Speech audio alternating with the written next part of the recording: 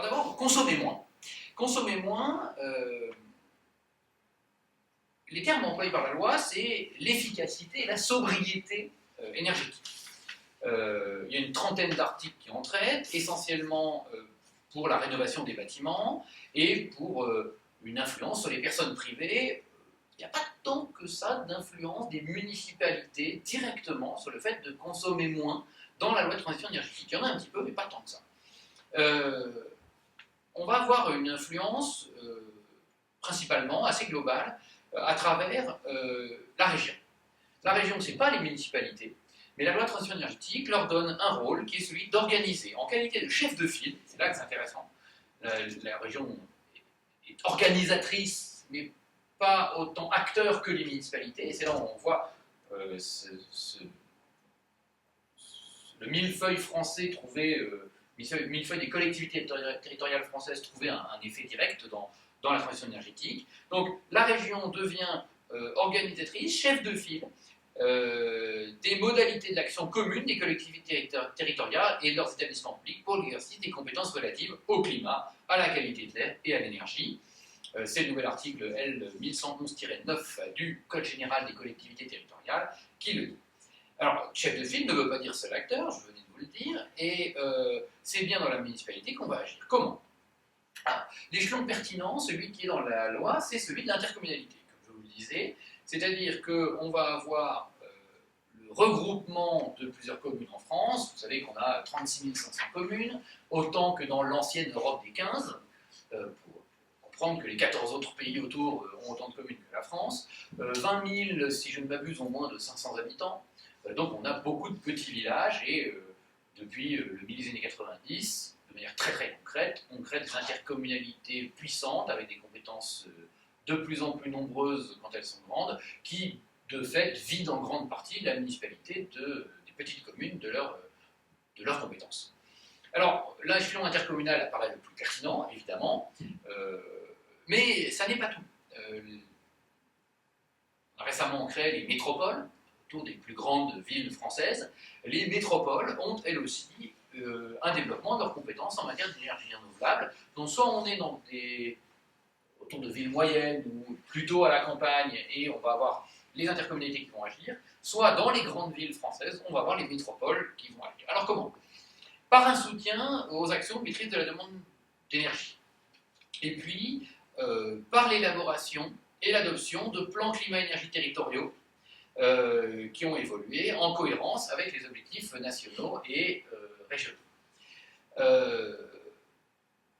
Le Grand Paris, Aix, Lyon, Marseille, tout ça vont aussi avoir un grand impact sur les gaz à effet de serre, puisqu'en tant que grande commune, ils ont évidemment tout ce qui concerne la circulation qui a un grand impact, et donc il y a une politique menée autour de tout ça.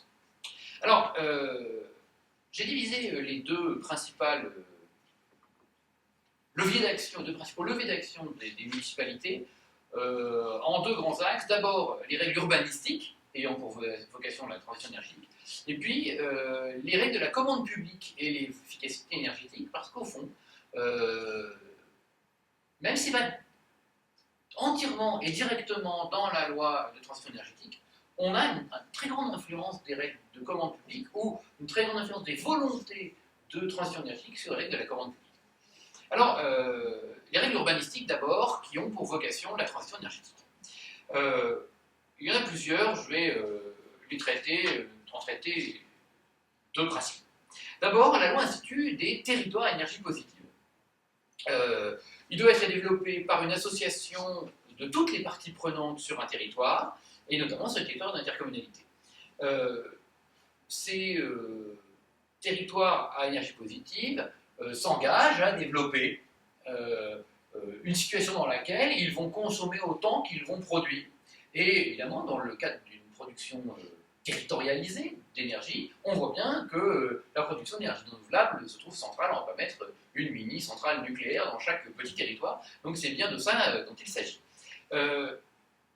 La loi a quand même clairement baissé les ambitions de départ du projet, puisque lorsque l'on s'engageait dans un territoire à énergie positive, au départ, il fallait prouver qu'on finirait par avoir de l'énergie en plus, au moins, avec des objectifs quantitatifs qui, de fait, ont aujourd'hui disparu.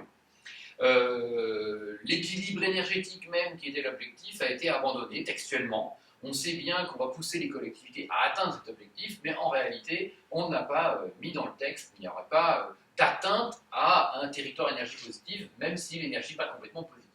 On voit bien que la volonté, c'est de mettre une tendance à l'équilibre énergétique dans le territoire et non pas à imposer des chiffres et des contraintes. Je pense que l'idée, c'est d'avoir peur que les collectivités ne se lancent pas dans ce type de programme dès lors qu'elles n'auraient pas la certitude de pouvoir arriver au bout. Là, on peut se lancer dedans en disant, bah, au fond, tout ce qui est pris en énergie positive ou en rétablissement de la balance vers le positif est toujours ça qui est. Il y a aussi des règles liant l'urbanisme et la transition énergétique directement, c'est-à-dire dans les plans urbanistiques classiques. Le droit de l'urbanisme est toujours intéressé au transport, aux routes, et en règle générale au développement de production énergétique. Ce que je voudrais, c'est distinguer rapidement deux choses. Il y a des règles qui existaient depuis la loi Grenelle II de 2010 et qui vont être de plus en plus utilisées. Il faut les évoquer rapidement. La loi Grenelle II avait notamment fixé la possibilité dans les PLU de mettre des objectifs de performance énergétique et environnementale renforcés, notamment pour les constructions, les travaux, les aménagements. On pense bien que les municipalités vont en général utiliser les moyens déjà mis à leur disposition pour le faire. L'objectif de ces règles entre les mains des communes est de permettre de contraindre toutes les personnes voulant effectuer des travaux à avoir une haute qualité de rendement énergétique. L'objectif du gouvernement est même de renforcer la performance énergétique des bâtiments au nombre de 500 000 logements par an. Beaucoup disent qu'on est à la limite d'un chiffre inatteignable, mais malgré tout, c'est positif d'avoir un chiffre comme celui-là. Donc, un certain nombre de modes d'action de la commune, directement dans les plans, pour imposer des contraintes pour que les bâtiments consomment moins, puisqu'on est bien dans cette idée qu'on doit d'abord consommer moins. La loi du 17 août 2015 relative à la transition énergétique et pour la croissance verte confirme cette tendance en multipliant les règles urbanistiques. Il serait un peu hasardeux de devoir vous faire, et puis pas très amusant de devoir faire en vrac l'intégralité de ces mesures. Je voudrais citer les plus emblématiques. D'abord, la possibilité d'implanter dans la bande des 100 mètres des dispositifs électriques permettant le développement d'usines de production d'énergie en mer qui nécessitent des postes électriques et des réseaux. Qu'est-ce que c'est que la bande des 100 mers? C'est une zone tout autour du littoral français, des 550 km notamment du littoral métropolitain, 5500 km du littoral métropolitain, dans laquelle on n'a pas le droit de construire sauf en continuité des agglomérations existantes. Ça pose de gros problèmes pour ces postes électriques, d'éoliennes en mer, et puis pour toutes les futures centrales, par exemple, qui vivraient la force des vagues. Cette contrainte-là a été donc limitée par la loi du 17 août. La loi reconnaît aux collectivités territoriales aussi le droit à une expérimentation et à l'innovation. Le nouveau code de l'énergie, dans l'article L100-2, vient permettre en effet, dans le domaine du biogaz, des gaz à effet de serre, à des communes de faire des expérimentations avec une certaine forme de souplesse. On peut y voir là un objectif à long terme, hein, puisqu'on a l'objectif à 2025. Et si on commence maintenant avec certaines expérimentations et qu'elles marchent, on aura le temps de les développer ensuite. Elle instaure également divers dispositifs destinés à faciliter l'implantation de certaines installations. Alors, je ne vais pas toutes les citer. On peut par exemple penser par exemple au régime de l'implantation de dispositifs d'énergie verte lors de la phase de l'élaboration d'un plan local d'urbanisme. C'est-à-dire qu'on va anticiper le PLU tel qu'il sera pour permettre ces implantations en évitant que des gros projets ne tombent parce qu'on n'a pas encore le plan, parce qu'on n'a pas eu le temps de modifier. Autre exemple, on va réduire, dans un mouvement général du contentieux administratif français en matière d'urbanisme, on va réduire à 4 mois le délai de recours contre les autorisations relatives aux installations d'énergie renouvelable. On va aussi permettre d'augmenter la distance d'éloignement entre les installations éoliennes et les habitations, qui doit avoir un minimum aujourd'hui de 500 mètres dans le code de l'environnement français, mais que les communes pourront éventuellement augmenter. on voit là l'idée que la commune peut faire accepter des éoliennes en mettant dans son PLU l'idée qu'il y en aura, mais qu'on va avoir une distance plus grande avec les habitations. Ça pourrait paradoxalement conduire à empêcher de les faire, mais politiquement, ça peut aussi pousser à réussir à les faire. Alors, dans ce premier point sur comment réduire la consommation, comment moins consommer, on a vu les règles d'urbanisme, mais aussi les règles de la commande publique visant à la qualité et l'efficacité énergétique. D'abord, on a beaucoup de bâtiments publics en France qui sont détenus par les collectivités territoriales, par les municipalités, les intercommunalités. Au fond, les personnes publiques, les municipalités en généralité, ont un levier d'action sur la transition énergétique avec la rénovation de leurs bâtiments publics. C'est des milliards d'euros à investir. Au fond, c'est aussi une relance par la consommation, puisque on va avoir des entreprises qui vont pouvoir répondre à ces offres-là. On est dans la croissance. Hein. Elles vont participer directement, les collectivités ce faisant, à une baisse de la consommation dans les immeubles collectifs. On peut penser aux crèches, aux écoles, en plus des bâtiments municipaux tels de l'administration. Et elles vont aussi, en réalité, favoriser leur intérêt financier, puisqu'on sait très bien que renforcer les performances énergétiques des bâtiments permet à long terme de faire des économies sur la consommation énergétique, que ce soit avec des climatisations à certains endroits ou que ce soit avec des chauffages à d'autres ou à certains autres endroits. Donc il y a ce premier point-là. Deuxième point sur lequel la commande publique peut agir, c'est les transports propres. Il y a de nombreux objectifs suivis par les transports propres. Il y a des économies d'énergie, d'abord, évidemment, au plan global. Il y a aussi la pollution de l'air, et notamment les microparticules du diesel qui ont, on le sait aujourd'hui, de forts impacts sur la santé, et la santé des plus faibles notamment. Et troisième élément de ces transports propres, le fait de lutter contre le réchauffement climatique, puisqu'on lutte de fait contre des gaz à effet de serre que produisent les transports. Donc on voit bien que les communes, dans cette transition énergétique, ont intérêt, pour moins consommer, à développer les transports en question. Ça passe par plusieurs choses dans la loi de transition énergétique. D'abord par un label autopartage. Label autopartage qui vise le multimodal, les dessertes électriques ou en transport en commun des centres-villes notamment, y compris pour les livraisons. On sait que ça pose des problèmes de rupture de charge, c'est-à-dire que quand on a un camion qui arrive, il est mieux qu'il aille directement au centre-ville, on perd moins de temps. Néanmoins, on sait aussi le bruit, on sait aussi les problèmes de pollution que ça crée, tous ces camions au centre-ville, et des bases de rupture de charge où on transférerait dans des petites camionnettes électriques qui, elles, livrées au centre-ville, peuvent tout à fait être envisagées, et il y a des grandes réflexions autour de ça. Si on en fait un service public, il faut évidemment passer par des marchés publics, des concessions pour développer ce type de services aux entreprises. Ça passe aussi par une modification importante des contrats existants, ou par une prise en compte des considérations environnementales et de la production d'énergie verte, plutôt dans la production et de la moindre consommation d'énergie verte, dans les contrats à venir. On pense à tous les contrats de concession, tous les contrats de marché de transport en France. Quand on met un bus à l'aquazole, quand on met un bus électrique, eh bien, on consomme moins, et c'est ça l'objectif. Cette réussite, l'État le sait, elle passera aussi par la mise en place de points de recharge électriques sur tout le territoire national. La loi de transition énergétique s'engage à mettre en place 7 millions de points de charge, c'est énorme, et pour ce faire, elle ne pense pas le faire toute seule. Il ne pense pas le faire tout seul, plutôt l'État.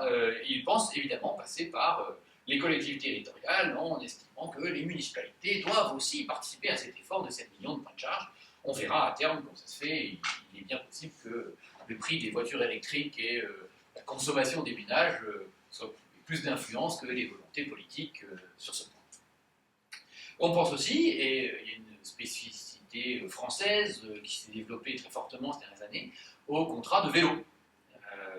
Les Vélib, comme on les appelle tout le temps, même si c'est le nom des vélos parisiens, qui sont pour la plupart confiés en concession à Jean-Claude Decaux, qui est en effet une spécialité, sont bien évidemment un moyen de moins consommer d'énergie dans la ville et donc d'être dans cette transition.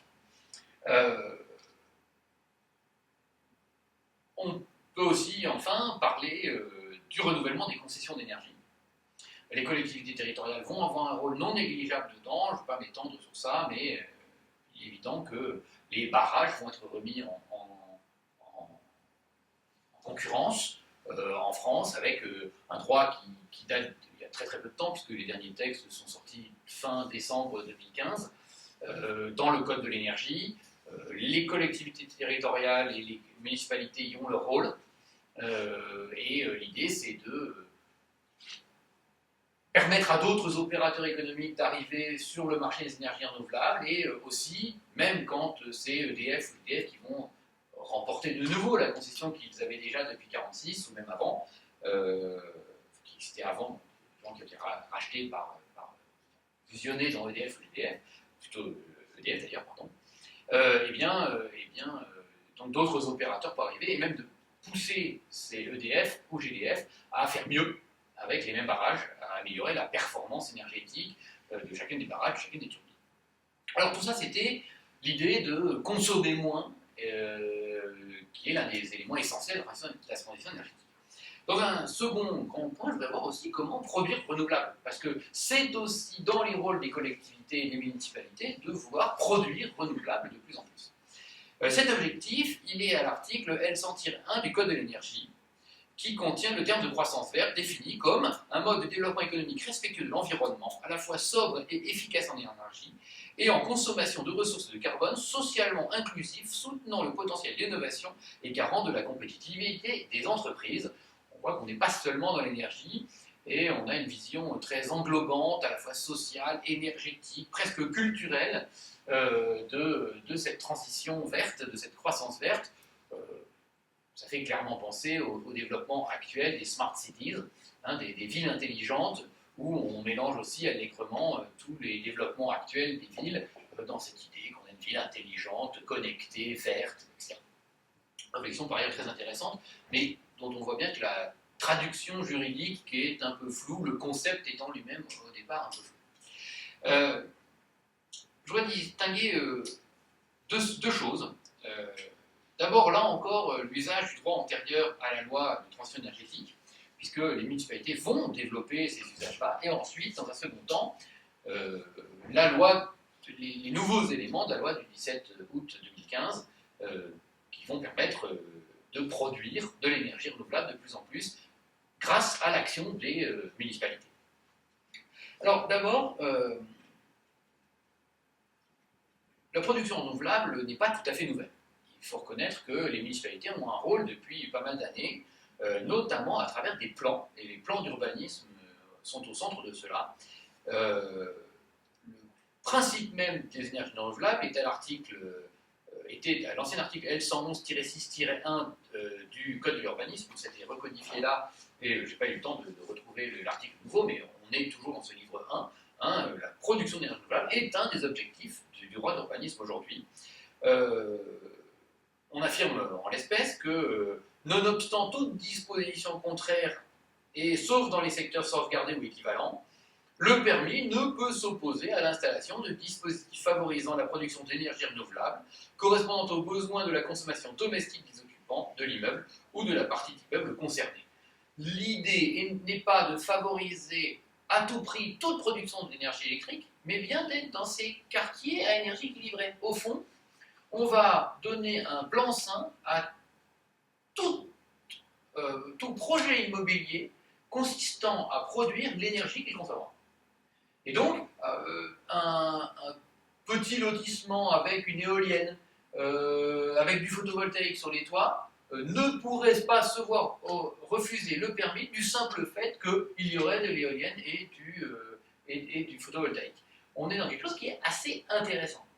Dans ces quartiers à énergie équilibrée, ça existe depuis quelque temps, on voit que ce n'est pas non plus une politique extrêmement développée, mais la volonté actuelle va forcément pousser à utiliser ce type de droit antérieur. La mesure la plus incitative se trouve dans la possibilité de densifier un terrain si la construction est un bâtiment durable. Ce mécanisme, on le trouve dans un des articles aussi du début du code, qui est l'ancien article L128-1. Aujourd'hui, un dépassement de gabarit ou de la densité de 30%, ce qui est quand même un chiffre extrêmement important, peut être autorisé pour les constructions alimentées à partir d'équipements performants de production d'énergie renouvelable ou de récupération. Les choses sont claires. 30% de dépassement de gabarit de densité, c'est de la très forte incitation aux promoteurs à construire plus, avec comme conséquence d'investir dans le durable. Là encore, vous le voyez, on n'est pas dans la grande centrale d'énergie renouvelable, on est dans l'idée qu'on va avoir des micro-quartiers équilibrés en énergie, que chacun va, avec un mythe un peu autarcique, se faire sa propre énergie, en quittant l'idée classique en droit français qu'on a un établissement public qui produit de l'énergie pour tout le monde et qu'on va favoriser une centralisation, une vision jacobine de l'énergie. On est en train, au contraire, de répandre ça partout. Et comme on le répand partout, au niveau de l'immeuble, au niveau du petit groupe d'immeubles, et non pas même au niveau du quartier forcément, eh bien, évidemment, ça revient aux compétences des municipalités.